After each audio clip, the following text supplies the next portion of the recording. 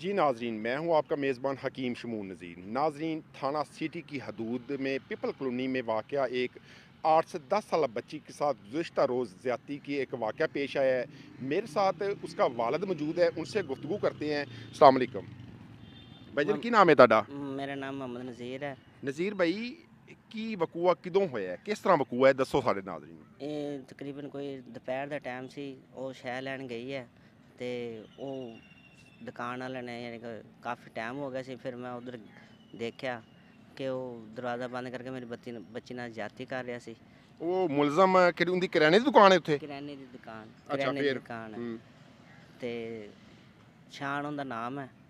ਤੇ ਉਸ ਉੱਥੇ ਤੋਂ ਬਾਅਦ ਫਿਰ ਤੁਸੀਂ ਕੀ ਕੀਤਾ? ਕੋਈ ਪੁਲਿਸ ਆਈ ਮੌਕੇ ਤੇ ਜਾਂ ਕੀ ਬਣਿਆ? ਅਸੀਂ 15 ਤੇ ਕਾਲ ਕੀਤੀ ਹੈ। ਪੁਲਿਸ ਵਾਲੇ ਆਏ ਨੇ, ਉਹਨਾਂ ਨੇ ਕਾਰਵਾਈ ਕੀਤੀ ਹੈ। ਮੁਜਰਮ ਫੜਿਆ ਗਿਆ ਵਾ। ਸਾਡੇ ਨਾਲ ਯਾਨੀ ਕਿ ਤਾਮਨ ਕੀਤਾ ਜਾਵੇ, ਅਪੀਲ ਹੈ ਸਾਡੀ। ਅੱਛਾ, ਫਿਰ ਉਸ ਤੋਂ ਬਾਅਦ ਹੁਣ ਤੁਹਾਡੀ ਦਰਖਾਸਤ ਤੁਸੀਂ ਦੇ ਦਿੱਤੀ ਥਾਣੇ ਹਾਂਜੀ, ਤੇ ਦਰਖਾਸਤ, ਪਰਚਾ ਦਰਜ ਹੋ ਗਿਆ ਪਰਚਾ ਵੀ ਦਰਜ ਹੋ ਗਿਆ ਜੀ। ਤੇ ਬੱਚੀ ਦਾ ਮੈਡੀਕਲ ਹੋ ਗਿਆ। ਮੈਡੀਕਲ ਹੋ ਗਿਆ, ਮੈਡੀਕਲ ਵੀ। ਹੁਣ ਪੁਲਿਸ ਕੀ ਕਹਿੰਦੀ ਹੈ, ਤੁਹਾਡੇ ਨਾਲ ਕੋਈ ਤਾਮਨ ਕਰ ਰਹੀ ਹੈ ਜਾਂ ਅਜੇ ਕੋਈ ਟਾਲ ਮਟੋਲ ਚੱਲ ਰਿਹਾ ਹੈ? ਹਾਲੀ ਡਾਲ ਮਟੋਲ ਹੀ ਚੱਲ ਰਿਹਾ। ਮੁਜਰਮ ਨੂੰ ਯਾਨੀ ਕਿ ਕਦੇ ਉੱਧਰ ਲੈ ਕੇ ਜਾਂਦੇ ਨੇ, ਕਦੇ ਉੱਧਰ ਲੈ ਕੇ ਜਾਂਦੇ ਨੇ ਤੇ ਸਾਡੇ ਕੋਲ ਪੈਸੇ ਵੀ ਮੰਗਦੇ ਨੇ। ਅੱਛਾ, ਤੇ ਮੈਂ ਗਰੀਬ ਜਿਹਾ ਬੰਦਾ ਵਾਂ ਤੇ ਮੇਰੀ 500 ਰੁਪਏ ਦਿਹਾੜੀ ਹੈ। ਮਜ਼ਦੂਰ ਆ ਮੈਂ ਤੇ ਕੀ ਕੰਮ ਕੀ ਕਰਦੇ ਹੋ? ਮੈਂ ਦਿਹਾੜੀਆਂ ਕਰਦਾ। ਅੱਛਾ। ਨਾਨ ਚਾਪ ਦੇ ਉੱਤੇ ਯਾਨੀ ਕਿ ਨਾ ਨਾਨ ਲਾਈਦੇ ਨੇ, ਉੱਥੇ ਪੇੜੇ ਪੂੜੇ ਕਰੀਦੇ ਨੇ ਇਸ ਲਈ।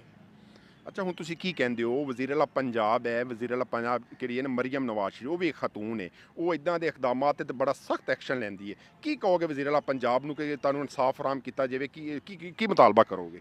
ਸਾਡੀ ਤਾਂ ਅਪੀਲ ਹੈ ਮਰੀਮ ਨਵਾਜ਼ ਨੂੰ ਕਿ ਸਾਡੇ ਨਾਲ ਇਨਸਾਫ ਕੀਤਾ ਜਾਵੇ, ਸਖਤ ਤੋਂ ਸਖਤ ਸਜ਼ਾ ਮਿਲੇ ਉਹਨੂੰ, ਜਲੀਲ ਨੂੰ।